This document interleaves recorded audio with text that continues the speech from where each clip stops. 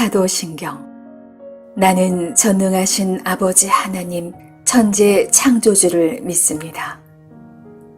나는 그의 유일하신 아들 우리 주 예수 그리스도를 믿습니다. 그는 성령으로 잉태되어 동정녀 마리아에게서 나시고 본디오 빌라도에게 고난을 받아 십자가에 못 박혀 죽으시고 장사한 지 사흘 만에 죽은 자 가운데서 다시 살아나셨으며 하늘에 오르시어 전능하신 아버지 하나님 우편에 앉아 계시다가 거기로부터 살아있는 자와 죽은 자를 심판하러 오십니다. 나는 성령을 믿으며 거룩한 공교회와 성도의 교제와 죄를 용서받는 것과 몸의 부활과 영생을 믿습니다. 아멘.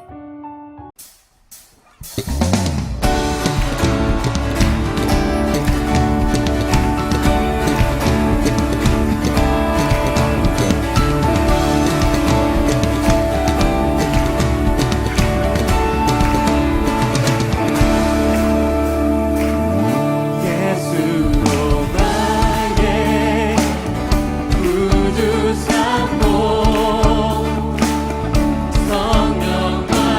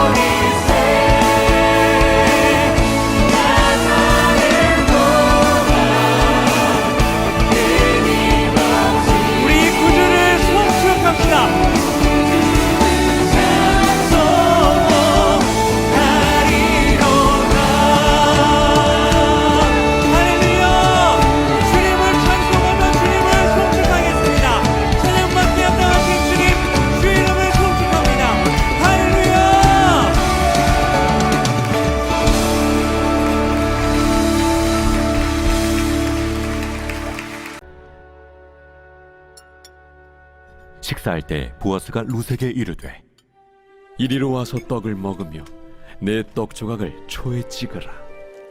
룻이 곡식 빼는 자 곁에 앉으니 그가 볶은 곡식을 주매 룻이 배불리 먹고 남았더라. 룻이 이삭을 주우러 일어날 때 보아스가 자기 소년들에게 명령하여 이르되 그에게 곡식단 사이에서 줍게 하고 책망하지 말며 또 그를 위하여 곡식 다발에서 조금씩 뽑아버려서 그에게 줍게 하고 꾸짖지 말라. 하니라. 룻이 밭에서 저녁까지 줍고 그 주운 것을 떠니 보리가 한 에바쯤 되는지라. 그것을 가지고 성읍에 들어가서 시어머니에게 그 주운 것을 보이고 그가 배불리 먹고 남긴 것을 내어 시어머니에게 드리매 시어머니가 그에게 이르되 오늘 어디서 주웠느냐? 어디서 일을 하였느냐? 너를 돌본 자에게 복이 있기를 원하노라. 룻이 누구에게서 일했는지를 시어머니에게 알게 하여 이르되 오늘 일하게 한 사람의 이름은 보아스니이다. 하는지라. 나오미가 자기 며느리에게 이르되 그가 여호와로부터 복받기를 원하노라. 그가 살아있는 자와 죽은 자에게 은혜 베풀기를 그치지 아니하도다. 그 사람은 우리와 가까우니 우리 기업을 물을 자 중에 하나이니라. 하니라. 모압 여인 룻이 이르되 그가 내게 또 이르기를 내 추수를 다 마치기까지 너는 내 소년들에게 가까이 있으라 하더이다. 내 딸아, 너는 그의 소녀들과 함께 나가고 다른 밭에서 사람을 만나지 아니하는 것이 좋으니라. 이에 룻이 보아스의 소녀들에게 가까이 있어서 보리추수와 밀추수를 마치기까지 이삭을 주우며 그의 시어머니와 함께 거주하니라.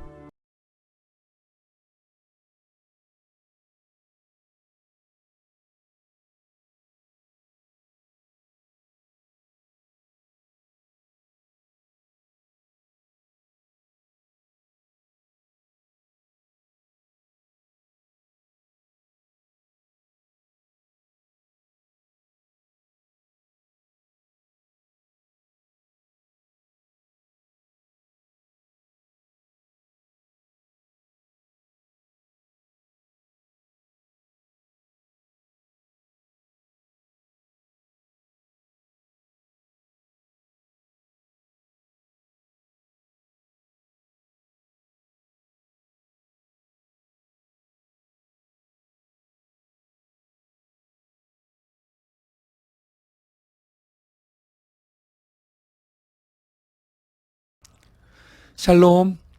하나님께서는 인애의 삶으로 우리를 부르셨습니다. 무슨 말이냐면 룻과 나오미의 인생을 통해서 확인할 수 있는 것처럼 믿음의 사람들에게 하나님의 인자하심과 사랑은 반드시 찾아옵니다.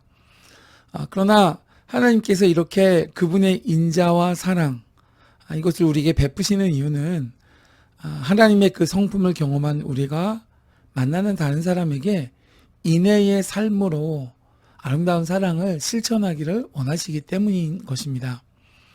여러분, 하나님의 헤세드라고 하죠. 하나님의 인자와 그 사랑, 나를 통해서 타인에게 어떻게 표현되고 있습니까?